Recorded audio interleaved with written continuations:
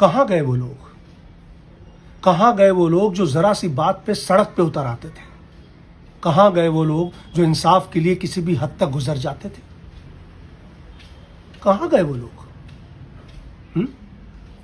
कहां गए वो लोग जो कल तक अन्याय के खिलाफ खड़े थे?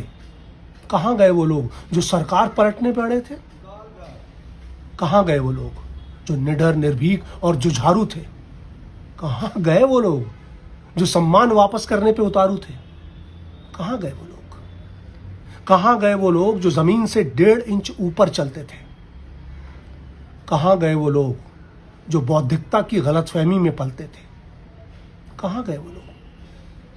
कहां गए वो लोग जो फिल्मों पे बड़ी बड़ी बातें करते थे? कहां गए वो लोग जो बड़े फिल्मकार होने का दंभ बरतते थे? कहां गए?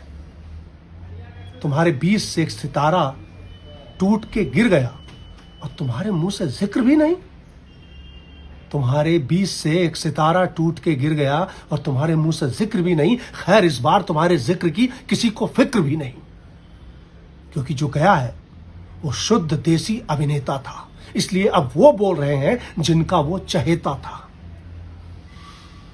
दूसरों के नाम पे तो तुमने बहुत धूम मचाई, अब सुशांत के नाम पे इतना सन्नाटा क्यों है भाई? जनता ने आवाज उठाई है, सिंहासन तो हिलेगा। जनता ने आवाज उठाई है, सिंहासन तो हिलेगा, देर से ही सही पर इंसाफ तो मिलेगा। दिल की नजर सच और झूठ पहचानती है।